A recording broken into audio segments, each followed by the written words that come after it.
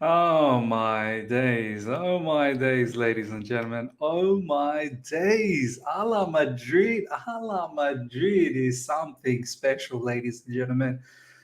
UCL heritage football. Where do I even start talking about this particular match, man? Such a, you know, entertaining. It really was an entertaining match. For me, it was, although it was 1-1, it was very, very entertaining in terms of the tactical side of the game.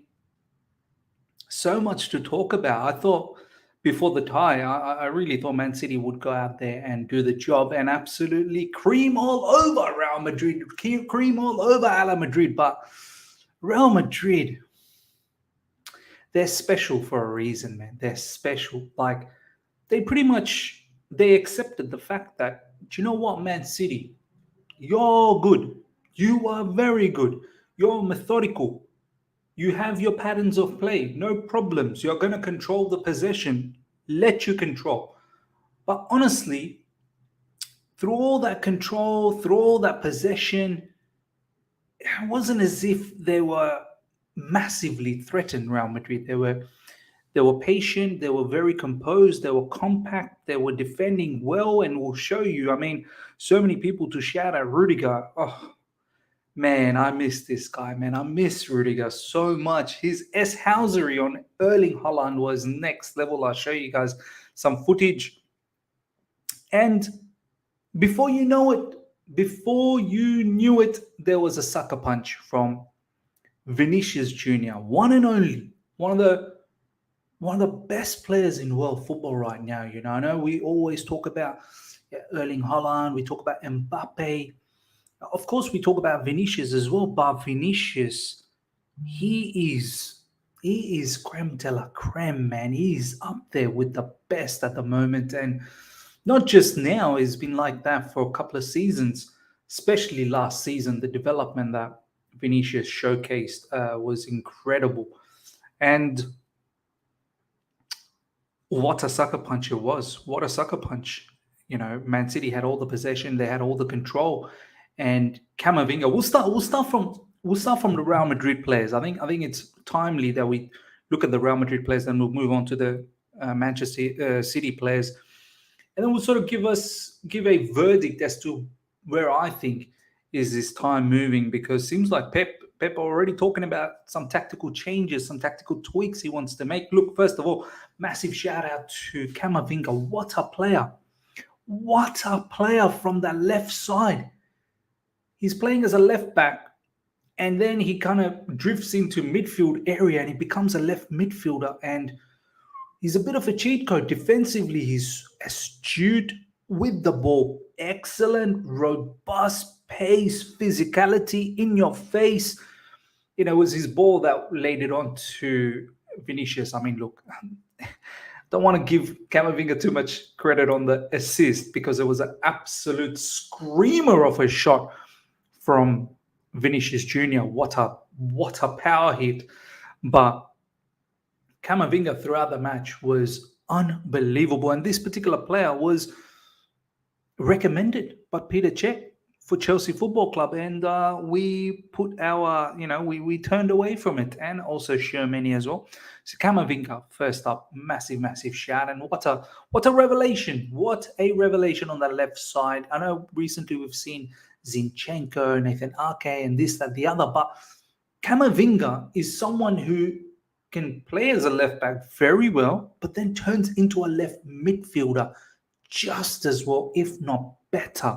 Do you know what I mean? Whereas Nathan Ake and Zinchenko, they are generally, I would say, I know Zinchenko previously played as midfielder, but they're essentially a left side, left backs that can help out in midfield and give you that number, whereas Camavinga actually becomes a genuine left back with immense quality. Antonio Rudiger, ladies and gentlemen, check out this footage. Look at this. Look at this. S-housery. I miss this, man. I miss this guy so much. I can't believe he's gone out on a free to Real Madrid. I mean, it is what it is. noises, but incredible. Yeah, it was a sad situation. We had the sanctions. The sanctions didn't allow us to, get the contract negotiation done and dusted. I guess the question is, why didn't we do it before that? So there is that as well, of course. But the defending Rudiger applied on Erling Haaland was incredible. I've never seen Erling Haaland being shut out like that predominantly for the whole match. Rudiger, you know how people talk about make them feel that you're there, when they say to when you hear others talk about it, defenders, these defenders, they made you feel they were there. Like Rudiger literally made Haaland feel he was there. Like, look at that. Look at that. Look at he's literally got his head under Haaland's armpit. That's incredible. That is incredible stuff. And he was unbelievable, Rudiger, all throughout the match. And there's a whole heap of conversations about, Rudiger can't play in a back four, can't do this, can't do that. He's only good in a back three. Let's see what he does in Real Madrid. Do you know what? I might have been a bit naive on that as well. It all comes down to structure. It all comes down to organization.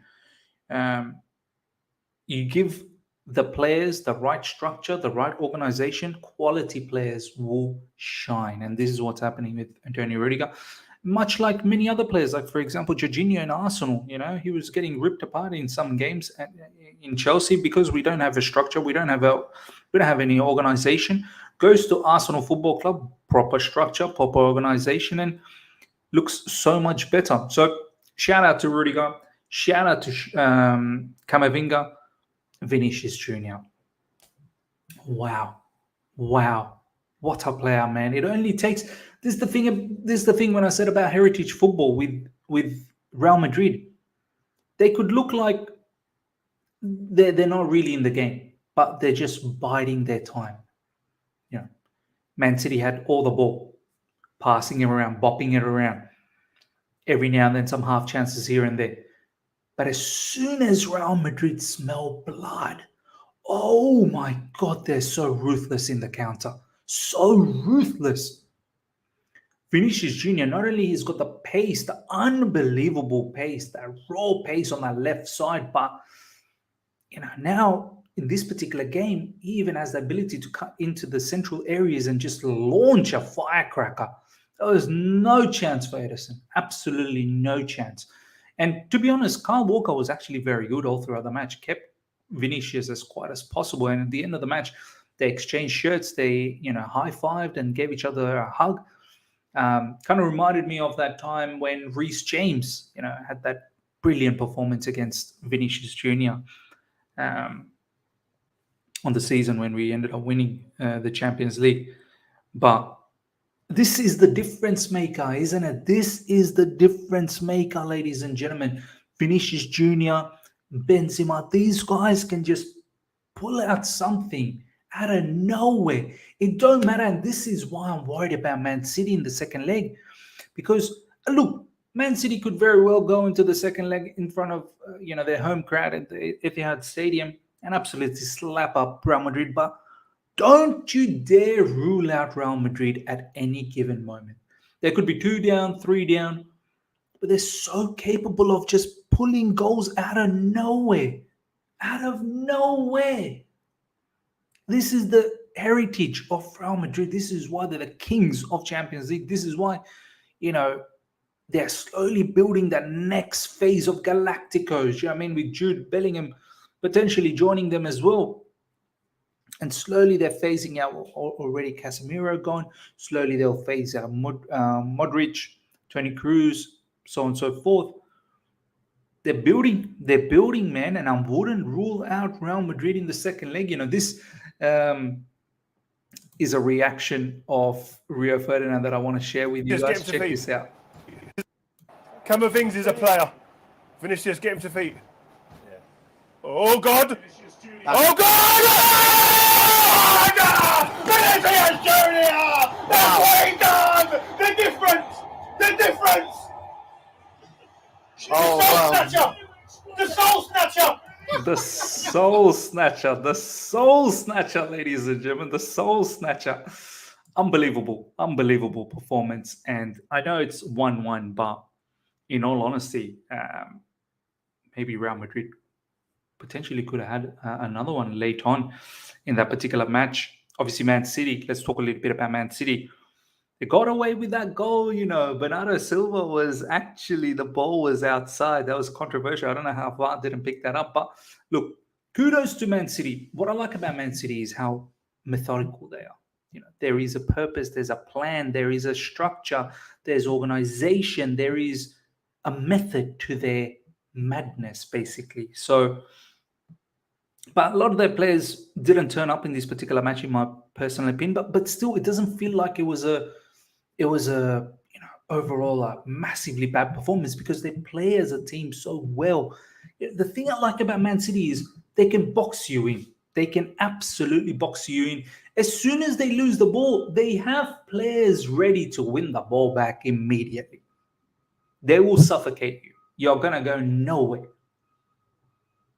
But no clear-cut performers for Man City, in my opinion. Probably you can say Kyle Walker and Vinicius was very good, obviously. Defense wasn't bad. Ruben Diaz was very good. But Silva was very good indeed, especially in the first half. Erling Haaland was absolutely quiet. And, Pep Guardiola has already mentioned that he's thinking about doing something different in the second leg. I think he might have to, because if Rudiger is going to man-mark the living daylights out of Haaland, they're going to have to find a different way. They're going to have to find a different way. 1-1 is scary, actually. It's scary hours, because it can go either way. There is no away goals anymore. It's in the balance. It's in the balance. And Ancelotti will definitely fancy himself after knowing what they did last season, right at the death, when there was 1% chance for Real Madrid to go through. Apparently, right at the end, it was 90th minute, 1% chance. And they went through with that 1%. Shout out to KDB. Obviously, for me, he's the number one midfielder in world football. Has been for a little while now. What a stunning hit as well from him. But overall, I don't think it was a great match from Man City altogether. Even KDB, I don't know how he ended up getting the man of the match. Should have been Vinicius. Should have been many other. Rudiger as well. Probably could have been a shout. A few other players. Definitely Camavinga is definitely a big shout as well. I don't know how KDB ended up getting that particular man of the match, but it is what it is. But yeah, I mean, this is now set up brilliantly. This second leg is now, I don't know, man. I don't know if it's a clear-cut situation, but all I do know is this particular footage, which makes me laugh. Pep Guardiola, check this out. We'll start from the top. Pep Guardiola showcasing exactly his tactics, what he wants, and how he wants it done. He shows it in the board, and then this is Ancelotti.